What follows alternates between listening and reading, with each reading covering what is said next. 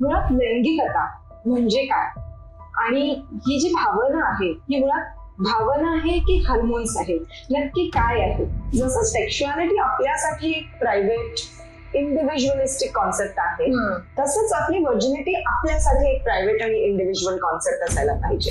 Medically आम्ही काही असं टेस्ट किंवा काही चेकअप नाही करू शकत ज्यांनी आपण कन्फर्म सांगू शकतो की कोणी व्हर्जिन आहे की नाहीये. That is just not possible. आपल्याला ते एक्सेप्ट करावं लागेल की हे आता एज ओल्ड कॉन्सेप्ट आहे आणि आताच्या जगात ह्याला काही प्लेसेस नाही. एक कॉमन मिसकन्सेप्शन असं असतो की फक्त जवळ आल्याने लोक प्रेग्नेंट होऊ शकतात आणि ह्याच्यामध्ये आपल्या मुव्हीजचा खूप भाग आहे. कारण की जेव्हा आपण मुव्हीज बघतो तेव्हा तसंच दाखवलं जातं की दोन व्यक्ती जवळ आले, मग व्हिडिओ थांबला तिथे आणि मग सडनली बेबी झाली.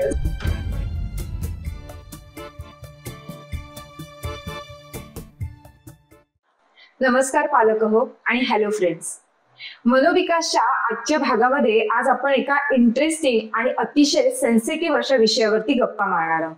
खरं तर आपल्या या भावनांच्या सिरीज मध्ये ही सुद्धा भावना तितकीच महत्वाची आहे आणि या भावनेवरती फार कमी बोललं जातं, कारण आपल्या मनात असते ती लज्जा आणि थोडीशी भीती. कसं बोलू? तर आजचा आपला विषय आहे तो म्हणजे लैंगिकता. माणसामध्ये षड्रिपू आहेत असं म्हटलं जातं. ते षड्रिपू असतात ते म्हणजे काम, क्रोध, लोभ, मद, मोह आणि मत्सर.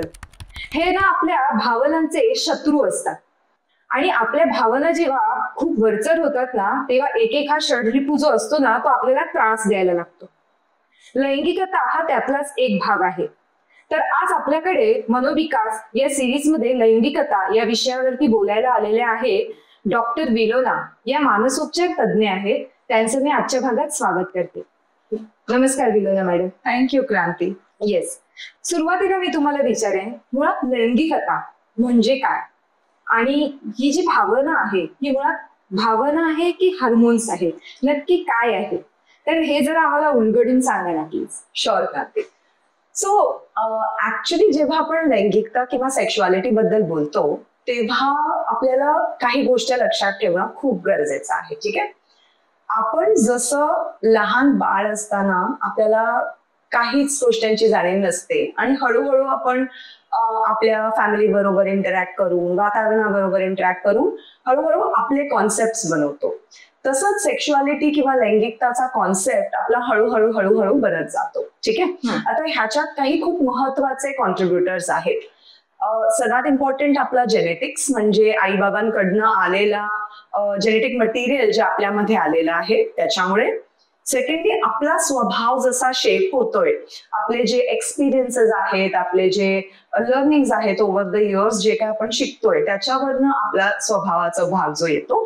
आणि फायनली आपल्या विचार पद्धतीचा, आपल्या चॉईसेसचा, आपण ज्या पद्धतीने आपल्या स्वतःच्या विचार पद्धतीने एक्सप्रेस करायचा प्रयत्न करतो, या सगळ्या गोष्टी लैंगिकतामध्ये खूप महत्व घेतात. ठीक आहे, सो बायोलॉजिकल ऍस्पेक्ट तर आहेत, आपलं जेनेटिक्स, आपल्या हॉर्मोन्सचे भाग, कधी कधी आपल्या फिजिकल बॉडीचे वेगळे वेगळे ऍस्पेक्ट जे आहेत ते कन्सिडर होतात.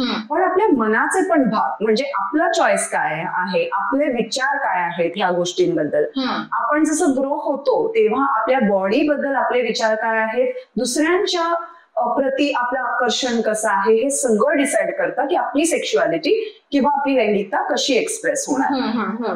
बरं, मी पुढे जाऊन असं म्हणेन की मुलांच्या ना शरीरात बदल होत असतात. जसा त्यांचा वाढ विकास होत असतो, जसं बौद्धिक बदल होतात किंवा भावनिक होतात, तसे शारीरिक बदल पण होतात. तर काही वेळेला आपल्याला ते कळत नसतं, पालक म्हणून पण कधी कधी कळत नाही किंवा त्या मुलांना पण ते कळत नाही किंवा या विषयावरती बोललं नसेल कदाचित, त्यामुळे असेल किंवा काही कारण असू शकतं. मग हे काय बदल होतात आणि ते मुलांनी कसं ओळखायचं की आता मी थोडंसं शारीरिक बदल माझ्यात होत आहे, हे कसं ओळखायचं पालकांनी किंवा मुलांनी? हो, हे खूप महत्वाचा प्रश्न आहे आणि बरेच पालक मला हे बऱ्याचदा विचारतात की आपण कसं ओळखावं आणि आपण आपल्या मुलांना जाणीव कशी द्यावी की त्यांची बॉडी चेंज होते. ऍक्च्युली मी तर म्हणेन की साधारणतः 3 ते 5च्या वयापासूनच तुम्ही ह्या गोष्टी मुलांबरोबर डिस्कस करायला सुरुवात करू शकता. बरेच पेरेंट्स हे मला विचारतात, म्हणून मी त्यांना सांगते की जेंडर बद्दल समज मुलांना जवळजवळ त्या एजला येतं. ओके, का? कारण की ते या एजला त्यांना स्वतःच्या बॉडीबद्दल आणि दुसऱ्यांच्या बॉडीबद्दल हळूहळू क्युरिओसिटी आणि अंडरस्टँडिंग डेव्हलप होते. ठीक आहे, म्हणजे एवढ्या वयापासून हे क्युरिओसिटी व्हायला लागते. ऍब्सोल्युटली. बिकॉज तुम्ही असं विचार करा, मी पण जेव्हा छोटी होती तेव्हा माझा भाऊ माझ्यापेक्षा 5 वर्षानंतर जन्मला. जेव्हा तो जन्मला त्याच्या बॉडीला बघताना मला लक्षात आलं की त्याची बॉडी वेगळी आणि माझी बॉडी वेगळी आहे. राईट. सो हे अवेअरनेस पेरेंट्सनी मुलांना देणं खूप महत्वाचं आहे की मेल चाइल्ड किंवा फिमेल चाइल्ड मध्ये डिफरन्सेस काय आहे बॉडीमध्ये आणि ते डिफरन्सेस मुळे ते कुठल्या पद्धतीने वेगळे असतात. ठीक आहे. आता आपण इथे फक्त ट्रेडिशनल जेंडर रोल्स किंवा ट्रेडिशनल लिंग रिलेटेड जे आपले एक्सपेक्टेशन्स असतात हे न डिस्कस करता फक्त जे फॅक्ट्स आहेत ते बोलणं जास्त योग्य असतं. ठीक आहे. सो अराउंड 3 to 5 आपण ऍटलिस्ट बॉडीच्या डिफरन्सेस बद्दल बोलू शकतो. ह्या एजला आजकाल स्कूल्स आणि parents good touch bad touch बद्दल पण बोलतायत. So that's a good way to start this conversation. ठीक आहे. सो हे झालं. आता ऍज दे ग्रो तुम्हाला बरेच ऑपॉर्च्युनिटीज मिळत आहेत की टीव्हीवर बऱ्याच गोष्टी येतात, युट्यूब बघताना किंवा इंस्टाग्राम वगैरे बघताना बरेच असे कॉन्व्हर्सेशन दिसतात. ह्या ऑपॉर्च्युनिटीजला घेऊन मुलांबरोबर रेग्युलरली संपर्क साधावं की हे कॉन्सेप्ट कसं आहे, तुला काय वाटतंय, मला काय वाटतंय, आपण ते चर्चा करत जाऊ.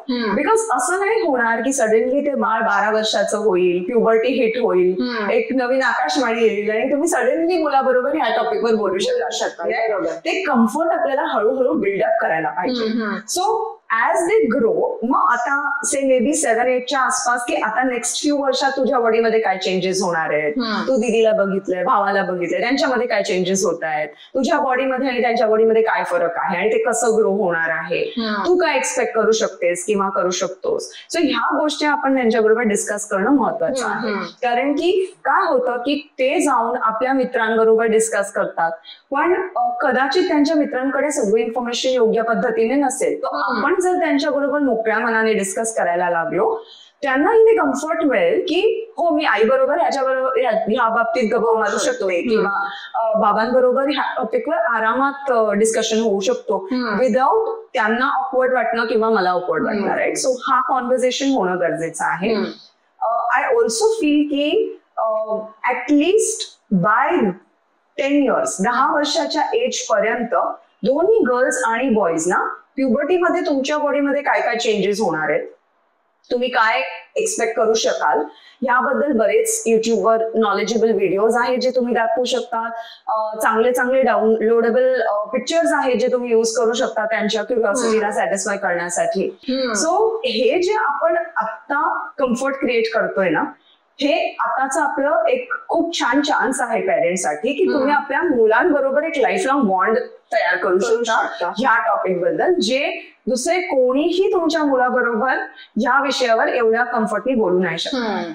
बरोबर आहे. जनरली टीव्हीवरती जेव्हा अशा ऍड्स वगैरे येतात याच्याशी रिलेटेड त्यावेळी सुद्धा पेरेंट्सना जर विचारलं काही घरांमध्ये तर बरेचसे पेरेंट्स अवेअर झाले पण अजूनही काही ठिकाणी विचारलं की हे काय आहे तर त्यांना रोखलं जातं की सगळ्यांसमोर कसं सांगू किंवा कसं बोलू वगैरे.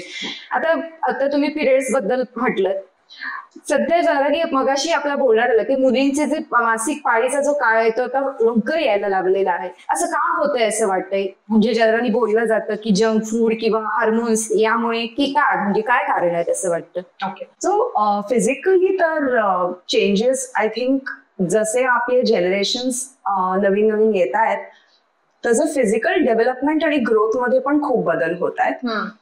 हॉर्मोनल चेंजेस लवकर होत आहेत. ह्याच्या मागे ओव्हरऑल ग्रोथ अँड डेव्हलपमेंटचा रोल असेलच बिकॉज जेव्हा आपण जेनेटिक आजारांचा पण बघतो आणि जेनेटिक डेव्हलपमेंटचा पण बघतो आपल्या आई वडिलांना जेव्हा काही गोष्टी सुरू झालेल्या त्याप्रमाणे आपल्या बॉडीमध्ये ते जेनेटिक कोडिंग असतो की आपल्यामध्ये कधी सुरू होणार आणि over a period of time आपले जीन्स थोडे ऍडव्हान्स पण करू शकतात त्या गोष्टींना. ठीक आहे. सो ते एक भाग झाला.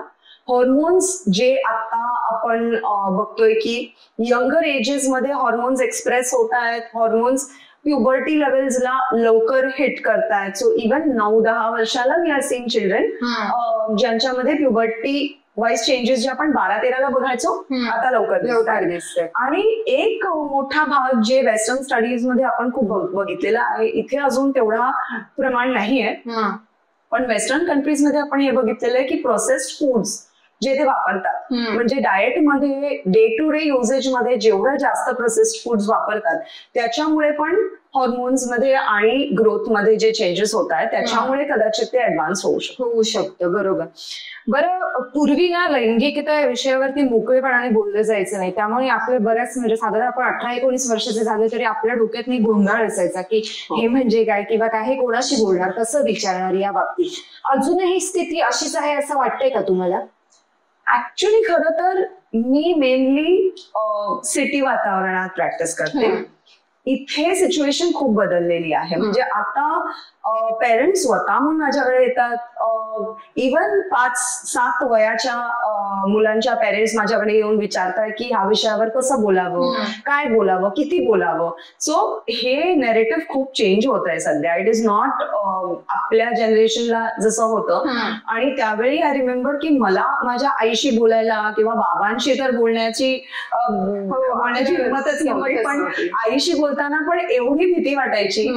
आणि असं नेहमी मनामध्ये ही भीती असायची की आई आता एक फटका मारणार आहे आणि बोलणार आहे की तू गप्प बस, तुला हे सगळ्या गोष्टी कोणी सांगितले. पण आता सिच्युएशन वेगळं आहे. आता मुलं ओपनली आपल्या पेरेंट्स बरोबर डिस्कस करू शकतात, फ्रेंड्स बरोबर डिस्कस करतात. स्कूल्स मध्ये बरेच टॉपिक्स घेतले जातात. सो ते पण चांगलं आहे, कारण की मी विचारते मी फ्रेंड्स बरोबर बोललं जातं किंवा पण फ्रेंड्स बरोबर बोलताना ना त्यांच्या काही मनात ना कुतूहल तसंच राहतं. ते पूर्ण होत नाही. म्हणजे ह्याने एक सांगितलं, त्याने एक सांगितलं आणि पुढे मी कसं करू. आणि घरी विचारताना थोडी लज्जा पण असते, भीती पण असते. मग अशा वेळी मग काय करायचं, हे कुतूहल शमवायचं कसं?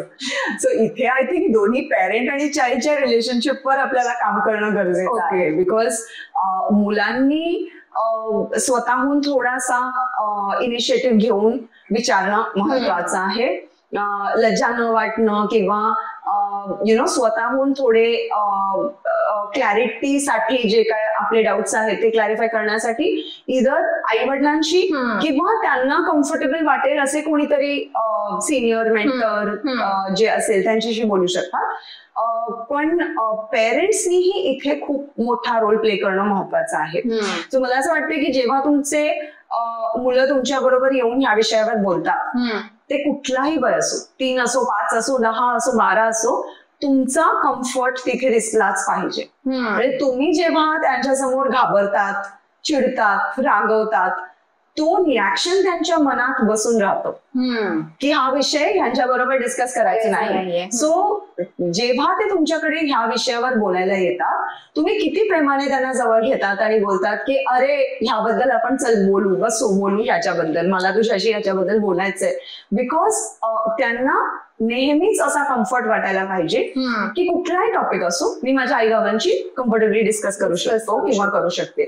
सो ते थॉट प्रोसेस आपल्याला बिल्ड करायला थोडा वेळ लागणार आहे. आणि इथे पेरेंट्सनी आपला रिॲक्शन मॅनेज करावा हेच मी सजेस्ट करेन.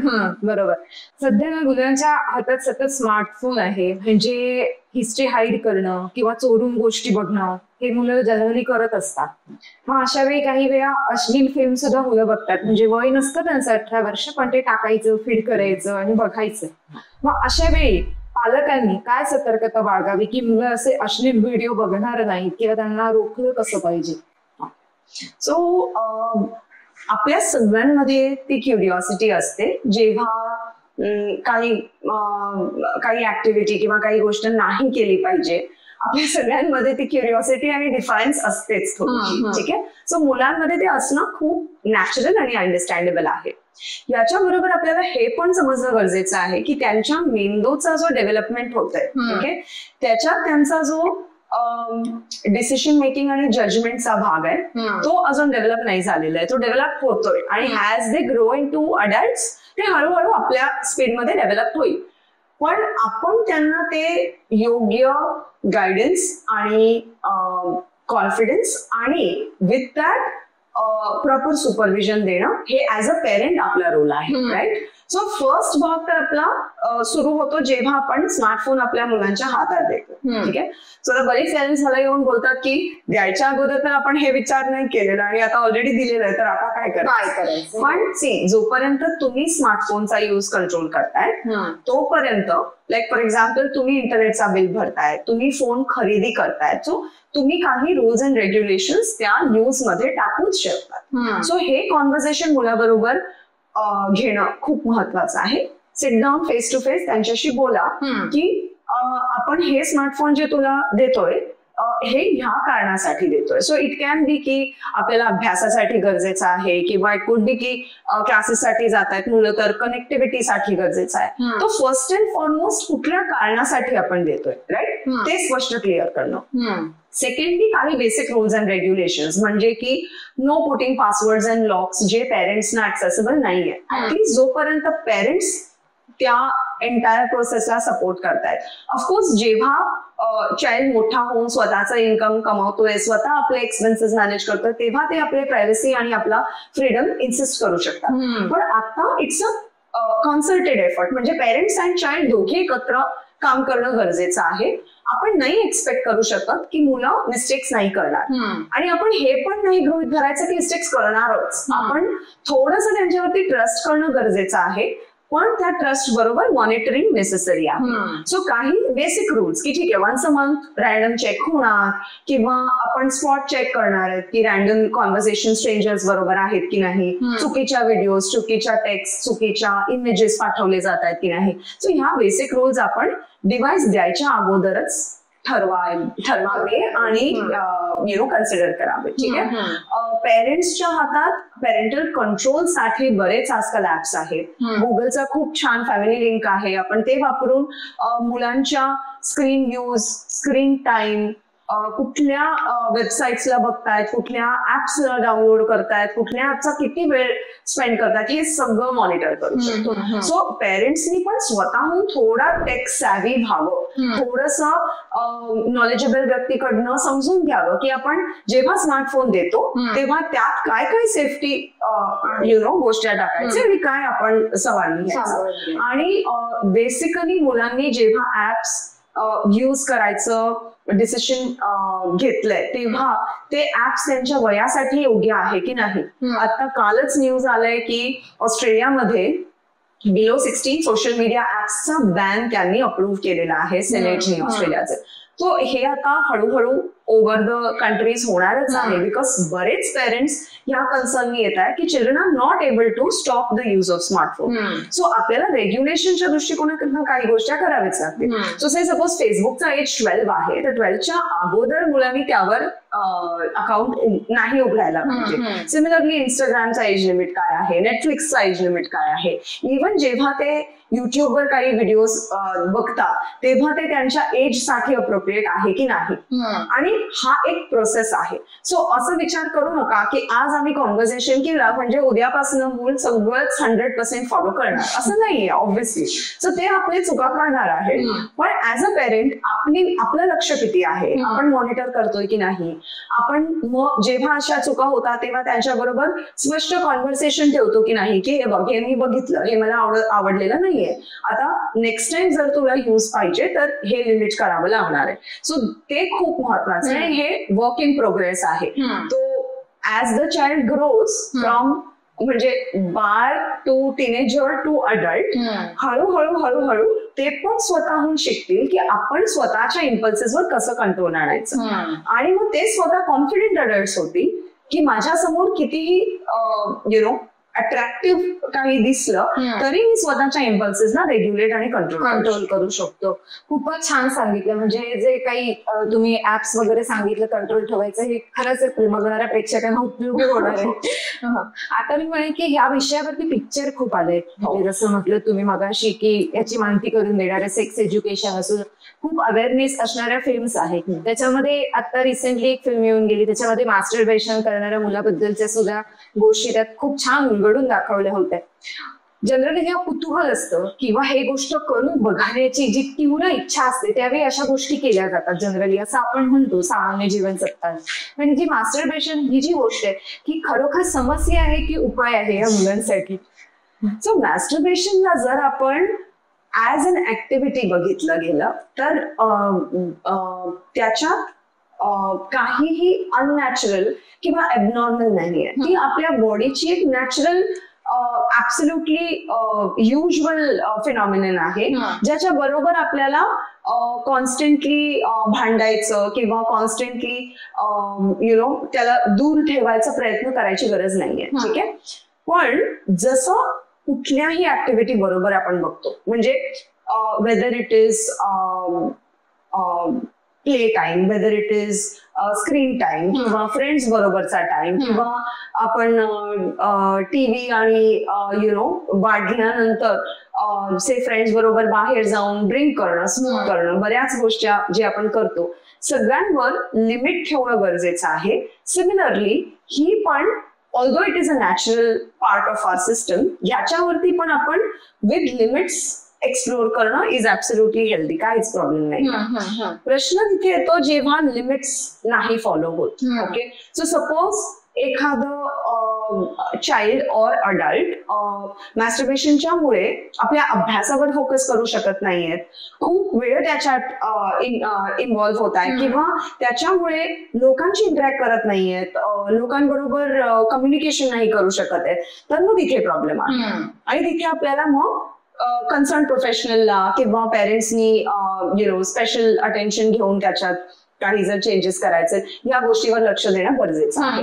पण if it is part of their natural development तर मग आपल्याला उगाच त्याला स्टॉप करण्याची काहीच गरज नाहीये. इनफॅक्ट मोस्ट मुलं मॅस्टरबेटरी प्रॅक्टिसेस एक्सप्लोर करतात त्यांच्या एजमध्ये, आणि जनरली से 10 ते 15च्या एज मध्ये तुम्ही ऑब्झर्व कराल की मुलं ह्या प्रॅक्टिसेस ना क्युरियसली बघतायत, आणि कुठेतरी वाचलं, कुठेतरी बघितलं, मग त्यानंतर त्यांनी एक्सप्लोर केलं. राईट. आपल्याला इथे काय लक्षात ठेवायचंय की मुलाला हे जाणीव करून देणं की ही जी ऍक्टिव्हिटी आहे ही तुमची स्वतःच्या सेक्शुअलिटीची एक्सप्रेशन आहे, तर ही तुमची प्रायव्हेट ऍक्टिव्हिटी आहे. राईट. सो सोशली एन्व्हायरमेंट मध्ये कोण आहे हे सगळं लक्षात घेऊन आपल्याला विचार करावा लागेल की हे योग्य आहे की नाही. दुसरं, ह्या ऍक्टिव्हिटीमध्ये आपलं बाकीचं म्हणजे ऍज अ चाइल्ड माझे अभ्यास नाही अफेक्ट झाले पाहिजे, माझा खेळ नाही अफेक्ट झाला पाहिजे, माझ्या इतर मुलांबरोबर इंटरॅक्शन अफेक्ट नाही झालं पाहिजे. ऍज अन अडल्ट माझ्या कामावर किंवा माझ्या अकॅडमिक्सवर किंवा माझ्या रिलेशनशिप्सवर इफेक्ट नाही झालं पाहिजे. सो या गोष्टींना जर गृहीत धरून आपण पुढे गेलो तर काहीच हरकत नाही. There is nothing wrong about masturbation. Okay. पण जनरली आपण आता 3 जेंडर मध्ये डिवाइड झालेलो आहोत, पण अजूनही थोडं ट्रान्सजेंडर याबद्दल थोडे कन्फ्युजन असतं, की म्हणजे आपण बघतो आपल्या आजूबाजूला फिरताना, मग काही वेळा असं म्हटलं जातं की हे काहीतरी नाही, हे फसवा आहे किंवा हे खोटं आहे. मग ती कन्सेप्ट ऍक्च्युली काय आहे? म्हणजे बाय बर्थ ट्रान्सजेंडर असतं की नंतर ते कन्व्हर्ट होतात ट्रान्सजेंडर म्हणून? Good question. ऍक्च्युली आपण असं विचार केलं तर आधीच्या काळात आपण जेंडर किंवा लिंग हे 2 भागातच बघायचो, की मेल आणि फिमेल, स्त्री आणि पुरुष असंच बघायचो. पण बऱ्याच वर्षांपासून बऱ्याच म्हणजे इव्हन डेकेड्स पासून आपण बघत आलोय की लोक आपल्या शरीरामध्ये एवढे कम्फर्टेबल नाही आहेत. राईट. तेव्हा आपण असे की तो खूप बाईंसारखा वागतो, किंवा ती खूप अशी मॅस्क्युलिन आहे, ती टॉमबॉय आहे, असे शब्द वापरायचो. त्याला आपण स्पेसिफिकली असा टर्म नाही द्यायचो. ठीक आहे. पण आताचा कॉन्सेप्ट काय आहे की सेक्शुअलिटी आणि आपला जो जेंडर आयडेंटिटी आहे याच्यामध्ये आपला स्वतःचा चॉईस पण आहे. सो बायोलॉजिकली आपण जन्मापासून ज्या जेंडरला फिजिकली एक्सप्रेस करतोय असं गरजेचं नाहीये की इमोशनली आणि मेंटली पण आपण त्यालाच एक्सेप्ट करावं. ठीक आहे. सो इट इज पॉसिबल की माझी बॉडी फिमेल आहे पण माझ्या मनात मला त्याच्याबरोबर कम्फर्ट किंवा त्या जेंडर बरोबर आयडेंटिफिकेशन वाटत नाहीये. सो तसं असलं तर आपण त्या व्यक्तींना ट्रान्सजेंडर असं बोलू शकतो. आजकाल हे पण कॉन्सेप्ट आहेत की काही पेशंट्स आहेत जे माझ्याकडे येतात जे एक्सप्रेस करतात की ते जेंडर फ्लुइड आहेत, म्हणजे ते दोन्ही जेंडर्स बरोबर कम्फर्टेबल स्वतःला, त्यांना दोन्ही जेंडर्स बरोबर कम्फर्ट वाटतं. इट कुड ऑल्सो बी की काही लोक जेंडर नॉन बायनरी आहेत, म्हणजे त्यांना दोन्ही जेंडर बरोबर असोसिएट नाही करायचे किंवा त्यांना असं फिक्स्ड माइंडसेट मध्ये नाही बसायचंय की मेल तर मेल आणि फिमेल तर फिमेल. असं असू शकतो की माझ्यामध्ये फिजिकली काही मेल कॅरेक्टरिस्टिक्स आहेत पण मला फेमिनिन काही कॅरेक्टरिस्टिक्स आवडतात. सो हे जे फ्लुइडिटी आलंय आजकालच्या जगात, हे ऍक्च्युली मी वेलकम करते, कारण की जे डिस्कम्फर्ट आणि जे त्रास लोक वर्षानुवर्ष सहन करत आलेत बिकॉज त्यांना जन्माच्या वेळी एखादं जेंडर असाइन केलेलं, राईट, आणि त्याबरोबर त्यांना बिलकुल कम्फर्ट नाहीये, पण पुढचे सगळे वर्ष म्हणजे आयुष्याचे 60-70 वर्ष त्यांना त्या जेंडर बरोबर जगावं लागतं आणि ते इतका बेसिक भाग आहे आपल्या जगण्याचं की जर आपण त्याच्याबरोबरच कम्फर्टेबल नाही आहोत तर बऱ्याच गोष्टी आपल्याला मिनिंगलेस वाटायला लागतात. सो आपल्याला पण हे समजणं गरजेचं आहे की प्रत्येक व्यक्तीला आपला जेंडर एक्सेप्ट करायचा आणि एक्सप्रेस करायचा एक चॉईस असला पाहिजे आणि ती त्यांची म्हणजे कम्प्लिटली त्यांच्या विचार दृष्टिकोनातनं, त्यांच्या स्वभावातनं आणि त्यांच्या बायोलॉजिकल ऍस्पेक्ट्सनी ते डिसाइड करू शकतात त्यांना पुढे. हे कन्व्हर्जन बद्दल झालं, म्हणजे असं वाटल्यानंतर आपल्याला वाटतं की आपण हा बदल करून आपण तसं जगावं. बरोबर. म्हणजे बाय बर्थ असतात ट्रान्सजेंडर, त्यांच्यामध्ये काय डिफरन्स असतो? ओके, सो त्यांच्यामध्ये असं असू शकतो की कधी कधी जेव्हा जन्म होतो तेव्हा, कारण की हॉर्मोन्स आणि क्रोमोझोम्स जे असतात, मेल क्रोमोझोम आणि फिमेल क्रोमोझोम असतात, जे क्रोमोझोम्स असतात त्यांच्यामध्ये काही गडबडी झाल्यामुळे किंवा इवन विदाउट एनी गडबडी होऊन नॅचरली काही बॉडी पार्ट्स जे एक्सप्रेस होतात, सो मेल फिमेल पार्ट्स मध्ये थोडा कन्फ्युजन असू शकतो. बेबी जेव्हा बॉर्न होतो तेव्हा दोन्ही मेल आणि फिमेल पार्ट्स असू शकतात, पण इंटरनली फक्त कुठला तरी एक जेंडरचा इंटरनल सेक्शुअल ऑर्गन्स असण्याची शक्यता आहे. सो असं असल्याने आता आधी पेरेंट्स स्वतः डिसाइड करायचे की ते कुठल्या जेंडरनी त्या बाळाला वाढवणार आहेत, पण आता कॉन्सेप्ट वेगळा आहे. आता आम्ही असं पण विचार करतो की सध्या काही मेजर डिसिजन न घेता ते बाळ थोडं वाढल्यानंतर मग पेरेंट्स डिसाइड करू शकता, त्या चाइल्डच्या कॉन्सेप्टला समजून मग डिसाइड करू शकता की कुठल्या जेंडर मध्ये त्यांचं ओढ जास्त आहे. सो बायोलॉजिकली ऍट बर्थ पासून पण जरी जेंडर मध्ये कन्फ्युजन असलं किंवा ऍज दे ग्रो प्युबर्टीला इव्हन वाढल्यानंतर त्यांना थोडं कॉन्सेप्ट मध्ये शिफ्ट आला तर त्याला आपण एक्सेप्ट करू शकतो आणि त्या दृष्टिकोनातून विचार करू शकतो. अगदी, म्हणजे अगदी सोप्या भाषेत सांगितलं तुम्ही, नाही तर जनरली हे कन्फ्युजन खूप असतं की आता समलिंगी ही सुद्धा कन्सेप्ट जरा वाढत चालली, समलिंगी संबंध. तर बरेचदा काय होतं की याबाबत गैरसमज असतात, पण मुळात ही सायकोलॉजिकल कन्सेप्ट आहे की बायोलॉजिकल आहे हेच मुळात आपली क्लॅरिटी नसते. तर काय आहे ही मुळात समलिंगी संबंध, ही कन्सेप्ट काय सांगते?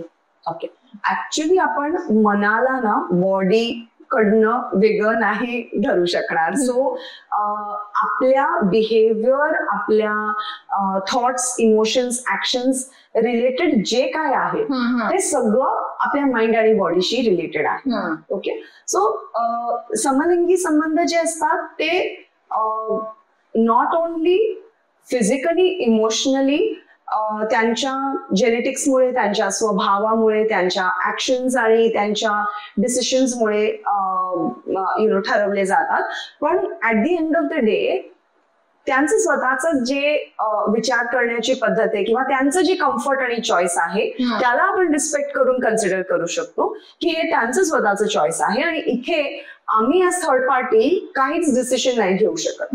जर एखाद्या व्यक्तीला कम्फर्ट वाटतंय अजून एखाद्या व्यक्ती बरोबर आणि ती व्यक्ती सेम जेंडरची आहे तरीही त्यांच्या कम्फर्टवर डिपेंड करतं की ते त्यांच्या सेक्शुअलिटीला कसं एक्सप्रेस करणार, राईट.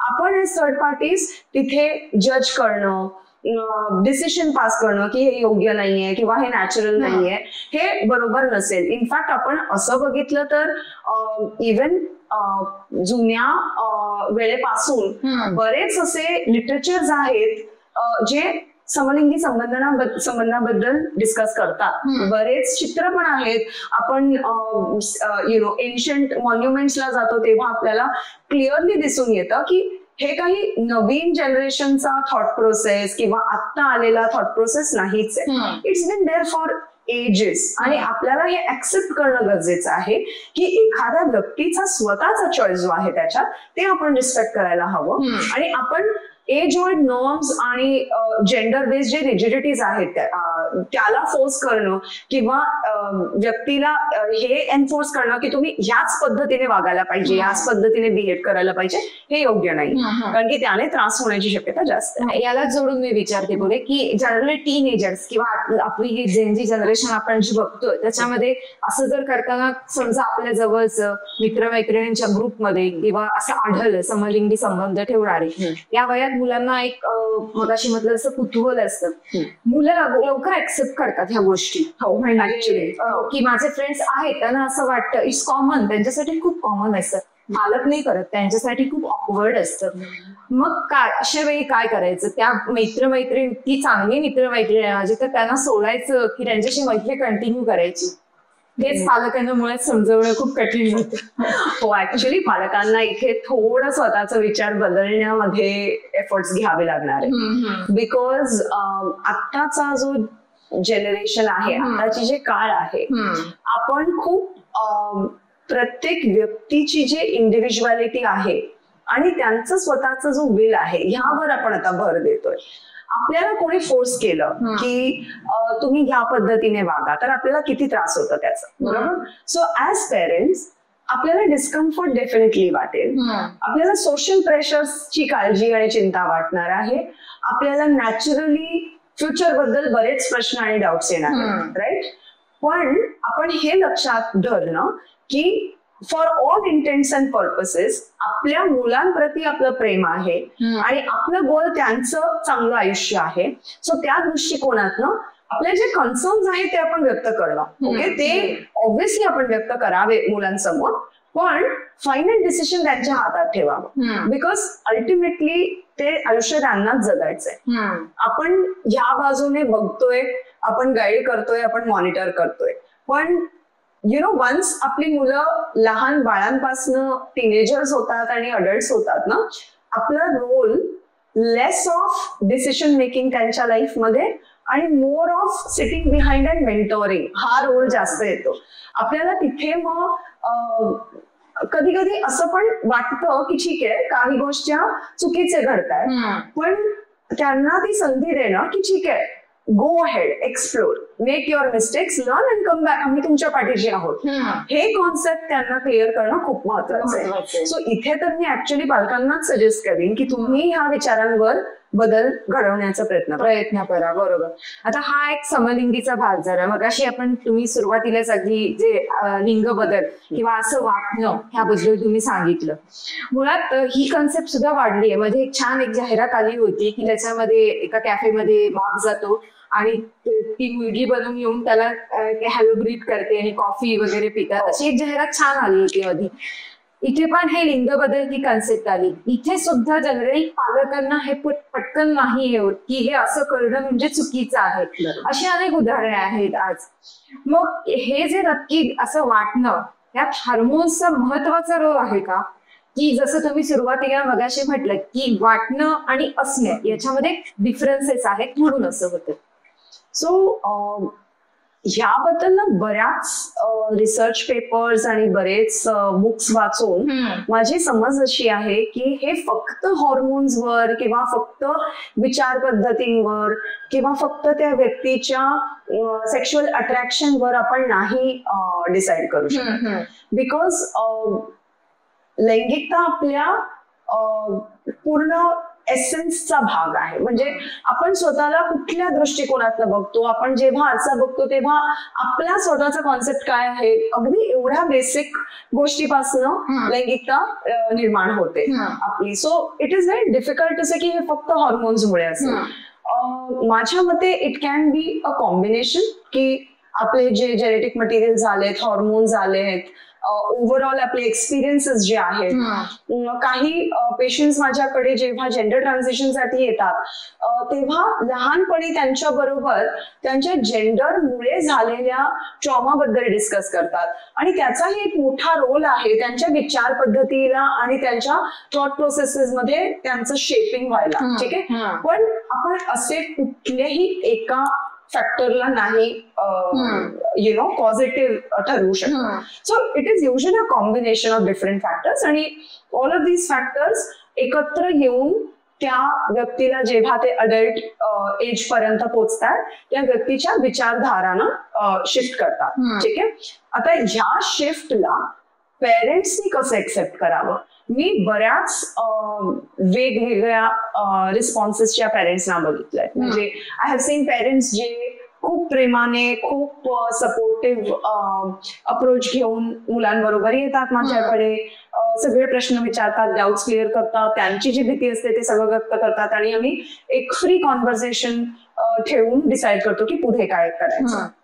काही पेरेंट्स इव्हन एवढा टोकाचा विचार घेऊन येतात की हे जे आहे हे अनैसर्गिक आहे, हे पूर्णपणे थांबवलं पाहिजे आणि हे थांबवण्यासाठी जे काय त्यांना प्रयत्न करायचे आहेत किंवा जे काय त्यांना डॉक्टरांकडनं मदत पाहिजे किंवा ट्रीटमेंट पाहिजे ते सगळं करून घेतील, पण मुलांना ट्रान्झिशन मध्ये मदत करणार नाही. इथे मी पालकांना ऍडवाइस करेन की तुम्ही स्वतःच विचार पद्धत बदलण्याच्या दृष्टिकोनातनं असे इतर जे पेरेंट्स आहेत त्यांच्याशी बोलण्याचा प्रयत्न करा. आम्ही IPH ला एक सपोर्ट ग्रुप चालवायचो साहस म्हणून, आणि साहस मध्ये त्यांनी पेरेंट्स आणि मुलांचं असं एक खूप छान मीटिंग घेतलेलं जिथे त्यांनी खूप चांगल्यापैकी सगळे डाऊट्स क्लॅरिफाय करून घेतले, क्लिअर आउट करून घेतलं. सो जितकं तुम्ही तुमच्या मनातले विचार व्यक्त कराल आणि डिस्कस कराल त्यात तुमचे जे कन्फ्युजन्स आहेत, जे मिसकन्सेप्शन्स आहेत, जे मिथ्स आहेत ते सगळे क्लिअर होऊन जातील. आणि एकदा ते क्लिअर झाले की मग स्पष्ट पद्धतीने समोरासमोर मुलांबरोबर बसून हे चर्चा करणं की त्यांचं विश काय आहे, त्यांची इच्छा काय आहे आणि त्या प्रोसेसमध्ये त्यांना तुमच्याकडनं काय मदत पाहिजे. ओके, आधी असं व्हायचं की पेरेंट्स करिअर बद्दल विचार करायचे आणि मुलांना फॉलो करावं लागायचं. ठीक आहे, आणि बरेच मुलं माझ्याकडे स्ट्रेसनी घ्यायचे की मला इंजिनिअरिंग नाही करायचं होतं पण माझ्या पेरेंटनी मला इंजिनिअरिंग मध्ये फोर्स केलं आणि आता मला खूप स्ट्रेस येतोय, आणि तेव्हा मी ह्यावर खूप काम करायचो. आता लकीली ते केसेस खूप कमी झाले बिकॉज आता पालक करिअर गायडन्स घेतात, मुलाचा चॉईस कन्सिडर करतात आणि त्यानंतर ते निर्णय घेतात. So I feel it's only a matter of time की आपण हे कॉन्सेप्ट पण ऍक्सेप्ट करायला आणि ह्या कॉन्सेप्टला जवळ घेण्यासाठी जे आपल्यामध्ये चेंजेस करावे लागणार आहे ते आपण करणार आहोत. पण ह्यासाठी आपण आपली माहिती क्लिअर करून घेणं आणि जिथे काही कन्सर्न्स डाऊट्स असतील ते स्पष्ट क्लॅरिफाय करणं so that we can move forward. कधी कधी असंही होऊ शकतं की बिकॉज माझ्याकडे जेव्हा पेशंट्स येतात ट्रान्झिशनसाठी वेगवेगळ्या ऍस्पेक्ट्स मध्ये त्यांना कन्फ्युजन किंवा वेगवेगळ्या स्टेप्स पर्यंत त्यांना जायचं असतं. काही लोकांना फक्त हॉर्मोनल चेंज पाहिजे असतं, काही लोकांना काही चेंज न करता फक्त कपडे आणि ओव्हरऑल अपिअरन्स बदलायचं असतं, काही लोकांना सर्जरी पर्यंत जायचं असतं, काही लोकांना फक्त लिगली नाव चेंज करायचं असतं. तर ह्याच्यात पण वेगवेगळे लेवल्स आहेत. आपण समजून घेणं की what does the person actually want आणि मग त्या दृष्टिकोनातून पुढे जाणं might be the most easiest. म्हणजे जे जनरली मुलांना किंवा टीनेजर मध्ये जे वाटतं की हे जनरली खूप सोपं आहे किंवा मी पुढे कमवायला लागल्यानंतर हे करेन, तर इतक्या सोप्या गोष्टी नाही आहेत. पूर्ण विचारपूर्वक आणि पूर्ण त्या वेळी व्हावं लागेल तरच हे साध्य होऊ शकतं. म्हणजे ही जी कन्सेप्ट आहे त्याच्यासाठी खूप क्लॅरिटी लागेल. बरोबर, आणि आपण ती क्लॅरिटी द्यायला पण ना बराच वेळ घेतो. म्हणजे की कोणी जर ट्रान्झिशनसाठी आमच्याकडे येतात तर त्यांना हॉर्मोनल स्पेशलिस्ट, प्लास्टिक सर्जन आणि सायकॅट्रिस्ट या 3 जणांच्या टीम बरोबर इंटरॅक्ट करावं लागतं सो दॅट त्यांना तिन्ही भाग क्लिअरली समजून येईल. हॉर्मोनल चेंजेस साठी कन्सेंट लागतो त्यांचा अडल्ट असले पाहिजे. त्यासाठी ऑफकोर्स हॉर्मोन्स बरोबर जे काय चेंजेस होणार आहेत बॉडीमध्ये, माइंडमध्ये, हे सगळं डिस्कस केलं जातं आणि पूर्ण प्रोसेस मॉनिटर केला जातो. आणि हॉर्मोनल चेंजच्या अगोदर त्यांना ऍटलिस्ट 1 वर्ष त्या अपिअरन्स बरोबर, त्या जेंडर रोल मध्ये राहणं जास्त सुटेबल असणार. म्हणजे जर मेल फिमेल चेंज होऊ इच्छितो तर ऍज अ फिमेल 1 वर्ष ऍटलीस्ट काढणं in that role, so that त्यांना ते कळेल की फिजिकली, इमोशनली मला काय काय गोष्टी हँडल कराव्या लागणार आहेत. त्यानंतर मग हॉर्मोनल चेंज, आणि हॉर्मोनल चेंज बरोबर बराच वेळ झाल्यानंतर मग सर्जिकल प्लॅन. सो या एंटायर प्रोसेसला जवळजवळ 2 ते 4 वर्ष लागू शकतात. सो तुम्ही जे निर्णय घेता तो निर्णय तुम्ही खूप विचारपूर्वक, प्रत्येक स्टेपला विचार बदलण्याचं किंवा विचार क्लॅरिफाय करण्याचे बरेच ऑपॉर्च्युनिटीज असतात.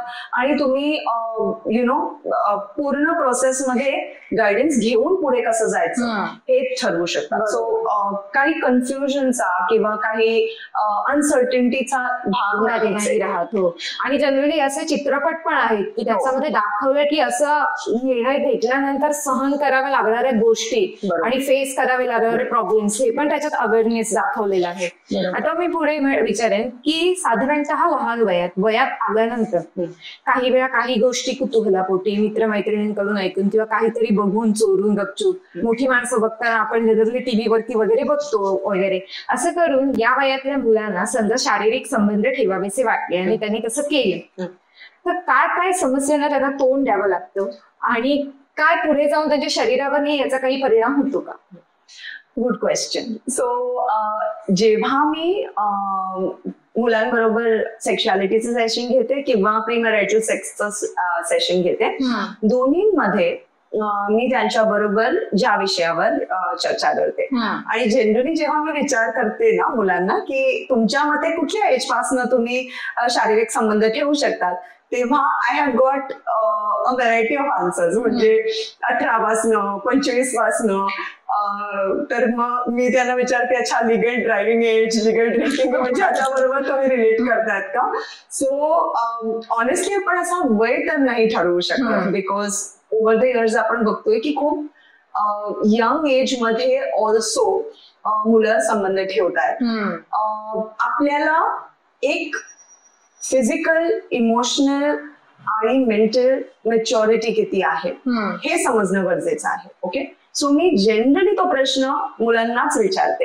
आणि अगेन ऍज पेरेंट्स मी तुम्हाला एनकरेज करेन की तुम्ही हा कॉन्व्हर्सेशन आपल्या मुलांबरोबर सांगा की तुमच्या मते कुठल्या एजला would you be comfortable having a partner, कुठल्या एजला तुम्हाला असं वाटतंय की तुम्हाला फिजिकल इंटिमेसी एक्सप्लोर करायचंय. सो मोस्ट मुलं स्टेजेस मध्ये एक्सप्लोर करतात, डायरेक्टली फुल सेक्शुअल इंटरकोर्स पर्यंत जात नाही इनिशियली, पण एक्सप्लोर करतात in stages, right? So it is very important to understand की हे त्यांची नॅचरल क्युरिओसिटी आहे. हे खूपच बेसिक आपलं एक अर्ज आहे की we want to be close to another human being आणि आपल्याला आपली बॉडी त्यांच्याबरोबर शेअर करायची. सो आपण ह्याकडे खूप निगेटिव्ह दृष्टिकोनातून न बघता हे विचार करायला पाहिजे की is the child or is the adult also ready to explore intimacy, आणि त्यासाठी त्यांना काय काय गोष्टी लक्षात ठेवाव्या लागणार आहेत. बेसिक गोष्ट जसं की आपण आपली फिजिकल बॉडी दुसऱ्या एखाद्या व्यक्तीच्या फिजिकल बॉडी बरोबर जोडतोय, तो when we are doing that काही फ्लुइड्स एक्सचेंज होणार आहेत, बॉडी पार्ट्स टच होणार आहेत, त्याच्यामुळे इन्फेक्शन होण्याचे चान्सेस आहेत, त्याच्यामुळे काही डिस्कम्फर्ट किंवा पेन किंवा जे काय एक्सप्लोरेशन रिलेटेड चॅलेंजेस ते एक्सपेक्ट करू शकतात त्याबद्दल त्यांच्याशी डिस्कस करू शकतो. दुसरी आणि खूप महत्वाची गोष्ट हे आहे की या संबंधाचे जे कॉन्सिक्वेन्सेस असतात, म्हणजे त्यावेळी क्युरिओसिटी असते, अट्रॅक्शन वाटतो, हॉर्मोन्स आपला भाग प्ले करतात आणि मुलं पुढे जातात. पण आपण पुढे गेल्यानंतर ओके काय कॉन्सिक्वेन्सेस होऊ शकतात. सो ऑफकोर्स आपण proper safety, proper precaution use केल्याने इट इज पॉसिबल की there are no consequences, right? पण कॉन्सिक्वेन्सेस असले तर काय कॉन्सिक्वेन्सेस असणार आहेत? इन्फेक्शन्सचा एक भाग, प्रेग्नन्सीचा एक भाग, या एज मध्ये आपण प्रेग्नेंट राहिलो तर easily 2 to 3 years of our life is completely gone. आणि ते जे 3 वर्ष आपण लूज करणार आहोत, जे आताच्या वेळी एज्युकेशनसाठी करिअरसाठी आपण इन्व्हेस्ट करणार होतो, ते पूर्ण जर ड्रॉप झाला तर मग आपण काय करणार आहे, तर आपल्या फ्युचरवर त्याचा काय इम्पॅक्ट असणार आहे ह्याच्याबद्दल त्यांच्याशी डिस्कस करणं गरजेचं आहे. Because most of the time ते फक्त शॉर्ट टर्म गोलवर बघतायत, राईट, की I am going to enjoy this experience, माझे सगळे फ्रेंड्स हे करतायत, so why shouldn't I explore, आणि ह्याच्यात चुकीचं काय आहे असे विचार येतात. पण कॉन्सिक्वेन्सेसची जाणीव आणि त्या कॉन्सिक्वेन्सेस जर घडल्या तर त्याला एक्सेप्ट करण्याची माझी तयारी आहे का, आणि मी काय स्टेप्स घेणार आहे त्यावेळी, राईट. सो हे क्लॅरिटी त्यांना देणं गरजेचं आहे. बऱ्याचदा ही क्लॅरिटी आल्यानंतर त्यांना स्वतः जाणीव होते की मला मे बी माझे करिअर मध्ये किंवा माझ्या एज्युकेशन मध्ये माझं पाय स्टडी झाले की मग हे एक्सप्लोर करायचं. सो इट इज इम्पॉर्टंट की हा विचार ते स्वतःहूनच त्यांनी मांडावं, रादर दॅन आम्ही त्यांच्या माइंडवर हे फोर्स करणं की this is the right age. Let them come up with a concept की ठीक आहे, post 18, post 25, post whatever age they feel की त्यांना कम्फर्टेबल वाटते, त्या एज नंतर ते एक्सप्लोर करणार. कारण की तेव्हा त्यांना वाटते की ठीक आहे, कॉन्सिक्वेन्सेस असले तरी मी हँडल करू शकेल आणि I will be able to take it to the logical conclusion. आता सेक्स एज्युकेशन याबद्दल अवेअरनेस पाहिजे अजूनही, जो बऱ्याच ठिकाणी बऱ्याच शाळांमध्ये नाहीये जनरली, कारण जास्तीचा वेळ जो असतो मुलांचा तो शाळेमध्ये जातो. आणि या बाबतीत सुद्धा मुलांना सांगणं किंवा समजवणं हे पालकांबरोबर शिक्षकांचं सुद्धा कर्तव्य आहे. तर शिक्षकांनी सुद्धा मुलांना काय गोष्टी समजवल्या पाहिजेत शाळेमध्ये सुद्धा, असं तुम्हाला वाटतं? ओके, सो हे मी कम्प्लिटली अग्री करते की मुलांच्या विकासासाठी नॉट ओनली पालक पण ऑल्सो स्कूलचा जो भाग आहे तो खूप इम्पॉर्टंट आहे. आणि दोघे पेरेंट्स आणि स्कूल टीचर्स किंवा स्कूलचा फुल एन्व्हायरमेंट कोऑर्डिनेटेड एफर्ट जर करून मुलांबरोबर काम करत असतील तर खूप छान प्रगती होण्याची शक्यता आहे. सो ह्या संबंधात मी सजेस्ट करेन की आता बरेच स्कूल्स प्री स्कूल मध्येच गुड टच बॅड टचचे सेशन्स घेतात. सो पेरेंट्स बरोबर ते सेशन्स, मुलांबरोबर ते session, so that same information दोघांकडे जाते, सेम कॉन्सेप्ट एक्सप्रेस होत जातात. ॲज दे ग्रो, जसं की अराउंड 8 to 10 yearsच्या एज मध्ये फिजिकल चेंजेस काय होणार आहेत, इमोशनल चेंजेस काय होणार आहेत याची तयारी, आणि अराउंड 11 प्युबर्टी रिलेटेड सगळं इन्फॉर्मेशन त्यांना देणं स्कूलमध्ये. आणि सिमिलरली पेरेंट्सना ह्याच्याबद्दल माहिती देणं आणि त्यांची तयारी करणं की आम्ही हे इन्फॉर्मेशन मुलांना देतोय, तर ह्याबद्दल तुम्हाला डाऊट्स किंवा प्रश्न येतील, so please don't be afraid आणि answer them in this manner. हे कोऑर्डिनेशन आणि गायडन्स मिळू शकेल. I feel as a community आपल्याला ह्यावर खूप ऍक्टिव्ह रोल घेऊन पेरेंट्सचा आणि स्कूल्सचा ह्याच्यात एक स्ट्रॉंग कोऑर्डिनेटेड एफर्ट करणं खूप महत्वाचं आहे. सो ह्याने मुलांच्या डेव्हलपमेंटमध्ये एक छान सॉलिड फाउंडेशन बसेल की सेक्शुअलिटी, कॉन्सेप्ट अबाउट सेक्स आणि इंटिमेसी आणि जसं आपण वाढतो त्याचं कोऑर्डिनेशन विथ इमोशन्स आणि रिलेशनशिप्स हे खूप छानपैकी बसेल. सिलेबस मध्ये सुद्धा एक 8वी-9वी पासून डिटेल्स असतं. आणि जनरली काय होतं ना की ते वेगळ्या मुलांना वेगळं घेऊन समजावणं, मुलींना हा सुद्धा कन्सेप्ट बऱ्याच शाळांमध्ये अजून आहेत, म्हणजे ग्रामीण भागात पण आहे. आणि त्यामुळे कसं की काय शिक्षकांशी काय बोलावं हा सुद्धा एक प्रश्न असतो. पण जसं तुम्ही म्हटलं की अंडरस्टँडिंग ते समजवणं खूप गरजेचं आहे त्याच्यासाठी. बरं, साधारणतः शारीरिक संबंध आणि वर्जिनिटी याबद्दल सुद्धा मुलांमध्ये गोंधळलेली स्थिती असते. म्हणजे काही पिक्चर सुद्धा मुलं बघतात, एक साधारण 15-16 वर्षाची झाल्यानंतर काही ठिकाणची असे उदाहरणं दाखवणारे पिक्चर आहेत की मुलीला सोडून दिलं लग्न झाल्यानंतर वगैरे वगैरे. तर हे जी गोंधळलेली स्थिती असते वर्जिनिटी बाबत, तर त्याबद्दल सुद्धा उलगडून सांगायला, कारण आजकाल स्ट्रेस ह्या गोष्टी सुद्धा त्याच्यावरती खूप मॅटर करतात. ऍब्सोल्युटली. आणि जेव्हा आपण सेक्शुअलिटी बद्दल बोलतोय तर वर्जिनिटी हा एक कॉन्सेप्ट आपल्या मनात येतोच. पण अगेन जसं सेक्शुअलिटी आपल्यासाठी एक प्रायव्हेट इंडिव्हिज्युअलिस्टिक कॉन्सेप्ट आहे, तसंच आपली वर्जिनिटी आपल्यासाठी एक प्रायव्हेट आणि इंडिव्हिज्युअल कॉन्सेप्ट असायला पाहिजे, राईट. जे आधी सोशली म्हणजे एक्सपेक्टेड असायचा की बिफोर मॅरेज व्हर्जिनिटी मेंटेन केलाच पाहिजे. आता ते नॉर्म्स चेंज झाले. आता अशी एक्सपेक्टेशन पण लोक ठेवत नाही, पण कधी कधी मनात असतं की this is a very important aspect, right? इथे तुमच्या पार्टनर बरोबर, तुमच्या क्लोज पर्सन बरोबर डिस्कस करणं की तुम्हाला काय वाटतंय, त्यांना काय वाटतंय, हे समजून घेणं खूप महत्वाचं आहे. पण त्याच्याही आधी मी स्वतःच्या बॉडीबद्दल, मी स्वतःच्या बाउंड्रीज बद्दल काय विचार करते हे माझ्या मनात क्लिअर असणं गरजेचं आहे. लाईक जेव्हा मी छोटे होते तेव्हा माझ्या मनात हा विचार होता की ऑफकोर्स त्या जनरेशन मध्ये आपण हेच विचार करायचो की after marriage I will me आपली व्हर्जिनिटी आपल्या हजबंडला देईन. पण ओव्हर टाइम ते कॉन्सेप्ट शिफ्ट आणि चेंज होत गेला. So when we grow up माझ्या डोक्यात हे कॉन्सेप्ट क्लिअर होतं की I would like to maintain some boundaries. आणि thankfully the partner I met also believed की ठीक आहे ते सपोर्ट करावं, राईट? सो ते अंडरस्टँडिंग आणि ते लॉजिक समजणं गरजेचं आहे आणि ते बॉन्डिंग असणं दोघांमध्ये ते गरजेचं आहे. ठीक आहे.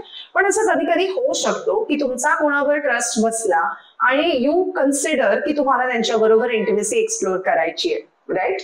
हे तुम्ही लक्षात घेणं गरजेचं आहे की जेव्हा तुम्ही इंटिमेसी एक्सप्लोर करताय तेव्हा तुम्ही कुठल्या कॉन्सेप्टने एक्सप्लोर करताय, right? Is it only with one person, is it with multiple people? तुमच्या बॉडीची तुमची बाउंड्री काय आहे? आणि म्हणून हा विषय तुमच्या डोक्यात आधी क्लिअर करून घेणं आणि मग exploring intimacy would be a better idea. पण जनरली असं पण होतं ना की खूप खेळल्यामुळे किंवा प्रचंड प्रमाणात व्यायाम किंवा अशा जिम्नॅस्टिक गोष्टी केल्यामुळे पण कधी कधी व्हर्जिनिटी संपलेली असते. त्याच्यासाठी फक्त रिलेशन्स किंवा ह्या गोष्टींची पण गरज नसते. ऍब्सोल्युटली. सो ते कन्सेप्ट की ते चेक करणं किंवा ते कन्फर्म करणं आता त्याला काहीच व्हॅलिडिटी नाहीये. आणि इव्हन मेडिकली आम्ही काही असं टेस्ट किंवा काही चेकअप नाही करू शकत ज्याने आपण कन्फर्म सांगू शकतो की कोणी व्हर्जिन आहे की नाहीये. That is just not possible. आपल्याला ते एक्सेप्ट करावं लागेल की हे आता एज ओल्ड कॉन्सेप्ट आहे आणि आताच्या जगात याला काही प्लेसेस नाही. बरोबर. बरं, आता हे मोठ्यांबाबत आपण आले मिसकन्सेप्शन बद्दल बोललो की आता मागच्याच प्रश्नामध्ये आपण शालेय वयात पण आपल्या मिसकन्सेप्शन खूप असतात. कारण जनरली आपण शेअर करत असतो, हिनं हे सांगितलं त्याने ते सांगितलं. बरं, यापासून मुलांनी कसं वाचायचं आणि काय काय असतात जरा मिसकन्सेप्शन ते आपण सांगायला. कारण असे तुमच्याकडे अनेक पेशंट्स किंवा मुलं पण येत असतील ना की ह्या गोष्टी क्लॅरिटीसाठी. हो, बरेच येतात आणि बरेच कन्फ्युजन्स असतात. सो फॉर एक्झाम्पल एक कॉमन मिसकन्सेप्शन असं असतो की फक्त जवळ आल्याने लोक प्रेग्नेंट होऊ शकतात. आणि ह्याच्यामध्ये आपल्या मुव्हीजचा खूप भाग आहे. कारण की जेव्हा आपण मुव्हीज बघतो तेव्हा तसंच दाखवलं जातं, दोन व्यक्ती जवळ आले मग व्हिडिओ थांबला ते आणि मग सडनली बेबी झाली आहे. सो काही कॉन्सेप्ट ह्यावर डिपेंड असतात. काही लोकांचं असं पण मत असतं की फक्त मेल्सना जास्त उत्सुकता किंवा जास्त इंटरेस्ट वाटतं सेक्स बद्दल, विमेन जास्त इंटरेस्ट किंवा क्युरिओसिटी दाखवत नाही. सो ह्या कॉन्सेप्ट जे आहेत हे आपल्या जेंडर अंडरस्टँडिंग आणि जेंडर रोलमुळे असू शकतात आणि आपले जे एज ओल्ड कॉन्सेप्ट आहेत त्याच्यामुळे असू शकतात. याच्यापासून वाचण्यासाठी खूप महत्वाचं आहे की आपण ह्या विषयावर जास्त बोलावं. बिकॉज त्यामुळेच मिसकन्सेप्शन वाढले आहेत, त्यामुळेच लोकांना समजत नाहीये. माझ्याकडे कितीतरी लोक येतात जे first time unsafe sex practice केल्यानंतर या भीतीने येतात की त्यांना एसटीडी झालेलंच असेल आणि टेस्ट करूनही त्यांच्या मनात खूप विचार आणि निगेटिव्ह थॉट्स चालत असतात. सो काही गोष्टींबाबतीत जेवढा आपण जास्त डिस्कस करू, जेवढा आपण एकमेकांबरोबर चर्चा करू, तेवढा ही क्लॅरिटी वाढणार आहे आपल्या सोसायटीमध्ये. सो पेरेंट्सनी, टीचर्सनी, कम्युनिटीजनी असे ऑपॉर्च्युनिटीज तयार करावे की फ्री फ्लोईंग डिस्कशन ह्या टॉपिकवर झालं पाहिजे. ठीक आहे. आणि ते लेक्चर फॉर्मॅट मध्ये नसून जर आपण मॅममध्ये करायचो की फ्री डिस्कशन, त्यांना प्रश्न विचारू द्या, आपण त्या प्रश्नांचं उत्तर देणार, रादर दॅन आपण एक ठराविक ओके हे हे हे हे पॉइंट्स कव्हर करणार आहोत. त्यापेक्षा एक free flowing discussion would be better. दुसरी गोष्ट, मुलांनी ऍक्च्युली प्रॉपर सायंटिफिक इन्फॉर्मेशन घेणं जास्त योग्य आहे. सो आपली जे सेक्शुअलिटी बद्दल, सेक्स बद्दल, इंटिमेसी बद्दल जे माहिती आहे ते आपण कुठल्या सोर्सेसनी घेतोय? आपण फक्त आपल्या फ्रेंड्स कडनं घेतोय का, की आपण फक्त जे व्हिडिओज बघतोय त्याच्यावरनं घेतोय का, की are we going to real books, real sources, जे काही वेबसाईट्स आहेत जे चांगले इन्फॉर्मेशन व्यवस्थित पद्धतीने देतात आणि व्यवस्थित गायडन्स करतात. सो आपला सोर्स ऑफ इन्फॉर्मेशन काय आहे हे लक्षात ठेवा, की आज आपल्या जगात इन्फॉर्मेशनचा ओव्हरलोड आहे. सो आपण सोर्स ऑफ इन्फॉर्मेशन वर इम्पॉर्टन्स देणं खूप महत्वाचं आहे. तेच इन्फॉर्मेशन जर तुम्हाला एखाद्या रेप्युटेड वेबसाईट वरनं मिळतंय आणि तेच इन्फॉर्मेशन तुम्हाला कुठल्या तरी गॉसिप स्कॅन्डल शीट मधनं मिळतंय, तर फरक काय आहे आणि डिटेल्स कुठले आपण फॉलो करायचे किंवा ऍक्सेप्ट करायचे हे आपल्याला समजलं गरजेचं आहे. बरोबर. सो ह्या गोष्टींवर मी बोलते. तर मगाचपासून आपण एकंदरीत लैंगिकता काय आहे म्हणजे ह्या बाबतीतले जे आपलं अनेक गोंधळ होते ते क्लिअर करत आलो. कारण ही भावना अशी नाहीये इतर भावनेसारखी लगेच दिसून येईल. राग आला तर आपला राग आलेला चेहरा दिसतो, दुःख झालं तर आपण रडतो आणि व्यक्त होतो, आणि हे कॉमनली आपण करू शकतो. आणि लैंगिकता किंवा सेक्शुअलिटी ही जी गोष्ट आहे ती आपण 4 चौघात करणारी गोष्ट नाहीये. तर आता आपण जे भावनांबद्दल बोलतोय हे असं वाटतं आपल्याला की ह्या व्यक्तीबद्दल अट्रॅक्शन, त्याला जाऊन टच करणं, हट करणं, ह्याच्यातल्या सगळ्या गोष्टी येतात. यावेळी नक्की भावना म्हणजे काय होतं शरीरामध्ये? हार्मोन्स चेंज होतात की काय असते अशी गोष्ट ज्यामुळे ह्या गोष्टी आपल्याला वाटायला लागतात, जाणीव होते त्याची?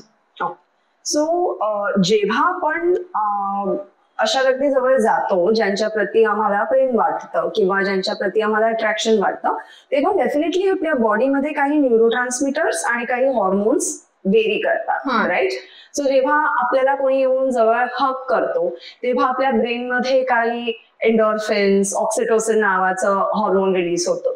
ऑक्सिटोसिनचा आपल्या बरोबर खूप लहानपणीचा संबंध आहे. सो जेव्हा आई आपल्याला जवळ पकडते तेव्हा आईच्या ब्रेनमध्ये ते ऑक्सिटोसिनचा जो सर्ज येतो त्याला आपण मातृत्वाच्या बरोबर असोसिएट करतो. म्हणून ते जे प्रेमाची भावना आहे ना त्याचं नॉट ओनली हॉर्मोन रिलेटेड पण ऑल्सो आपल्या मनात एक खूप बेसिक प्रेमाचं असोसिएशन आहे. सो म्हणून हा जो इंटरॅक्शन आहे हा खूपच स्पेशल, खूपच इंटिमेट इंटरॅक्शन आहे जे आपण खूप व्यक्तींबरोबर नाही ठेवणार. It is going to be very few people आपल्या पूर्ण आयुष्यात ज्यांच्या बरोबर आपण एवढा कम्फर्टेबल इक्वेशन ठेवणार आहोत की त्यांच्या बरोबर आपल्याला आपली बॉडी शेअर करायची, राईट? त्या बरोबर आपले जे फिजिकल चेंजेस होतात म्हणजे फॉर एक्झाम्पल सेक्शुअल ऑर्गन्स जे आहेत त्याच्यात एक्साइटमेंट जाणवणं, त्याच्यात चेंजेस जाणवणं, इतर बॉडीमध्ये चेंजेस जाणवणं, जसं छातीत धडधड होऊन जातो, हात कधी कधी थरथरायला लागतात, ओव्हरऑल बॉडीमध्ये काही इंटेन्स एक्साइटमेंटचा फिलिंग येतो, बट त्याच्याबरोबर थोडी एन्झायटी आणि थोडी क्युरिओसिटी पण येते. सो हे मिक्स ऑफ इमोशन्स आणि फिलिंग्स येतात. आणि जेव्हा आपण एखाद्या व्यक्तीबरोबर संबंध ठेवतो तेव्हा थ्रू दॅट एंटायर प्रोसेस ते इंटेन्सिटी वाढत वाढत वाढत जाऊन फायनली ती क्लायमॅक्स पर्यंत पोहोचते. सो हे जे आपण फिजिकल, इमोशनल आणि बिहेवियर रिलेटेड जे चेंजेस आपल्या बॉडीमध्ये बघतो ह्याच्याकडे पण आपण लक्ष देणं आणि कोणत्या व्यक्तीबरोबर आपण खूप कम्फर्टेबली हा एक्सपिरियन्सेस ना एन्जॉय करू शकतो ह्याच्याकडे लक्ष देणं खूप महत्वाचं आहे. बिकॉज लाईक आय सेड की हे आपल्यासाठी एक खूप इम्पॉर्टंट येट खूप इंटिमेट इंटरॅक्शन आहे. आणि म्हणून आपण हे विचारपूर्वक डिसिजन घेणं की आपण पुढे कसं जाणार, कोणाबरोबर जाणार, का ह्या व्यक्ती बरोबर जाणार आणि त्या व्यक्ती बरोबर जाणार नाही, हे क्लॅरिटी असणं खूप गरजेचं आहे. आणि हे इमोशन्स वरती पण रिलेट आहे कारण कधी कधी इमोशन्समुळे चुकीचे निर्णय पण घेतले जातात. करेक्ट, असं पण होऊ शकतं ना. म्हणजे ही सुद्धा एक भावना तितकीच महत्वाची आहे जितक्या इतर इमोशन्स आहेत. आणि ह्याचं सुद्धा कनेक्शन भावनेशी जास्त आहे. जरी ते समोर दिसलं नाही, व्यक्त झालं नाही, तरी आपण म्हणतो ना की अमूर्त म्हणजे आपल्या शरीरात, आपल्या मनात ह्या गोष्टींबद्दल सुद्धा गोष्टी घडत असतात. ऍब्सोल्युटली. तर तुम्ही खरंच खूप छान म्हणजे लैंगिकता ह्या गोष्टीबद्दल अनेक त्याचे पदर उलगडून आम्हाला सांगितले. छोट्या छोट्या गोष्टी असतात, छोटे छोटे गोंधळ असतात. हो. पालकांमध्ये सुद्धा हे मुलांना कसं सांगावं याबद्दल सुद्धा काही अडचणी असतात. आणि या सगळ्याच बाबतीत तुम्ही अगदी मोकळेपणाने आणि सोप्या सोप्या भाषेत त्यांच्या ह्या कन्सेप्ट क्लिअर केलं. सो तुम्ही आज इथे आलात, आमच्याशी अगदी मस्त गप्पा मारल्यात आणि समजावून दिले त्या कन्सेप्ट याबद्दल तुमचे मनापासून आभार. थँक्यू. थँक्यू.